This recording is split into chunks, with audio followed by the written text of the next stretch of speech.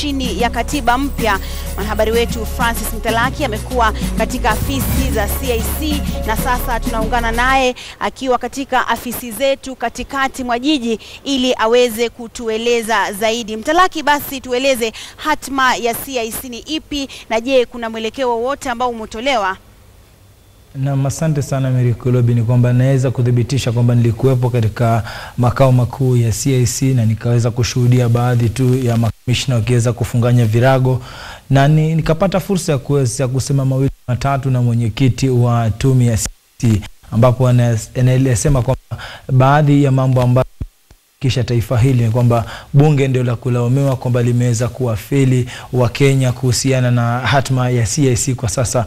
Ikumbuke kwamba CIC ni muhimu sana katika utekelezaji wa katiba, na kwa upande wa pili kuna yale miswada 28 ambayo bado sasa haijaweza kupitishwa, na ikizingatiwa kwamba bunge la 11 liliweza basi kuongeza kipindi kile kwa muda wa miezi 12, na bunge kwa wakati fulani hapo mbeleni pia kikataka kwamba CIC iweze kuongezewa muda, lakini hadi sasa bunge halikuweza kufanya hivyo kisheria, ambapo bunge ndio inapaswa kufanya hivyo. Na hivyo basi CIC na kwa makamishna kwa ujumla wanaona kwamba bunge la 11 limeweza kuwafeli wa Kenya, na hatma ya CIC kwa sasa ndio haijaweza kujulikana rasmi, ikizingatiwa kwamba bunge la 11 ndio liko katika mapumziko, na watakaporudi hiyo ndio itakuwa njia moja ya kuweza kutatua masuala muhimu ya taifa hili, na hususan kuhusu shughuli zake za miaka 5 iliyopita. Basi kulingana na CIC wanaona kwamba kumekuwepo na changamoto za hapa na pale kutoka bunge, wakiona kwamba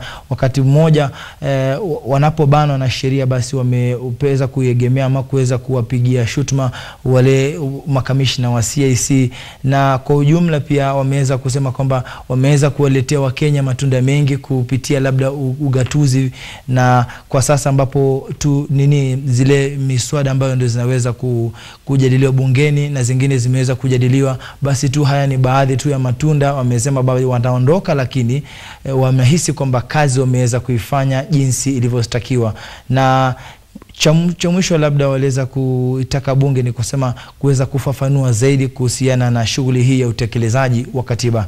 Kwako Kilobi.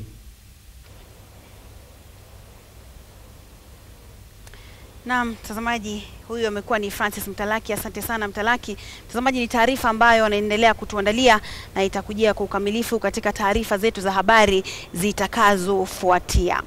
Na aliyekuwa msajili mkuu wa mahakama Bi Gladys Boss Sholei amekosa kufika mahakamani mapema hii leo wakati wa kusikizwa kwa kesi ya ufisadi na matumizi mabaya ya afisi. Wakili wake Hiram Kago ameiambia mahakama kwamba Bi Sholei alisafiri kwa likizo na kwamba hakupata taarifa zozote za kuhitajika mahakamani leo hii. Sholei ameshtakiwa pamoja na aliyekuwa naibu wake Kakai Kisinga na watu wengine 6 waliokuwa watumishi wa mahakama.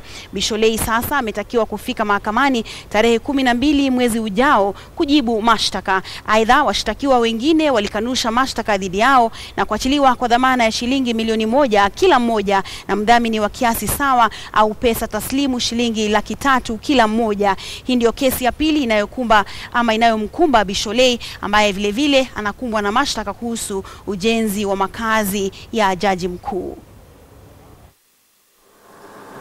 Material that they intend to rely on.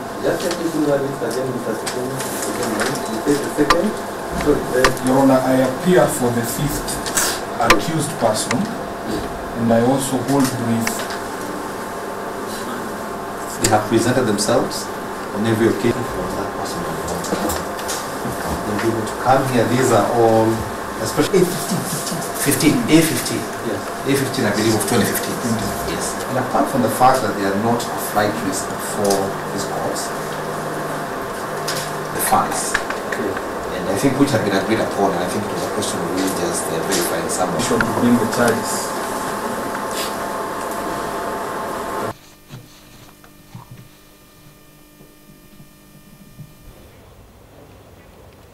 Na bodi ya utalii nchini Kenya itapewa shilingi bilioni 2 ili kusaidia katika kutangaza Kenya kama taifa la utalii.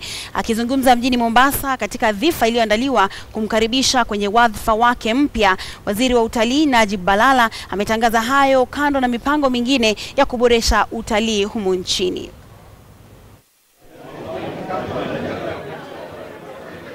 Akizungumza mjini Mombasa alikoandaliwa dhifa ya kumkaribisha kama waziri wa utalii, Balala ametangaza kuwa pesa hizo shilingi bilioni 2 ni za kufadhili mpango wa kutangaza Kenya kama kivutio cha utalii ulimwenguni. The last 3 weeks I've been in office. I've just reviewed those budgets. And I want to tell you here today, we will review all the 5.2 billion that has been allocated for the recovery program. 2 billion will be dedicated for Kenya Tourism Board, so that we do marketing and serious marketing. Mohamed Hersi ambaye ni mkurugenzi mkuu wa hoteli za Heritage ameteuliwa kwa mwakilishi wa wasimamizi wa hoteli kwenye bodi ya utalii.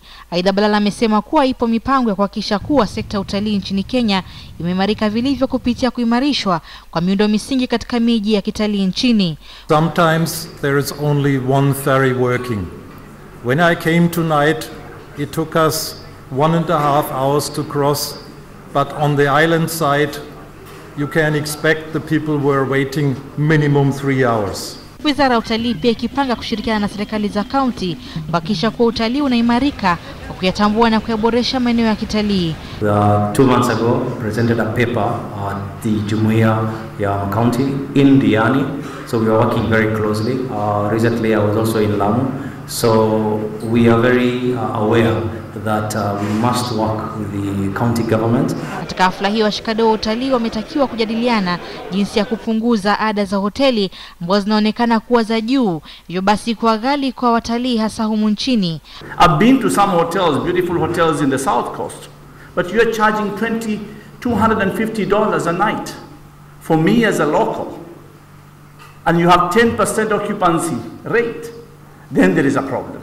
Washikadau pia wameitaka serikali kuruhusu ndege mbadala kuwaleta watalii pwani ya Kenya badala ya ndege ya kitaifa ya Kenya Airways pekee. Sekta ya utalii nchini Kenya imekumbwa na changamoto za mara kwa mara, hasa kufuatia tetesi za ukosefu wa usalama, japo sasa sekta hiyo hasa pwani ya Kenya imeonekana kujiinua kwa mara nyingine. Agnes Penda, KTN News.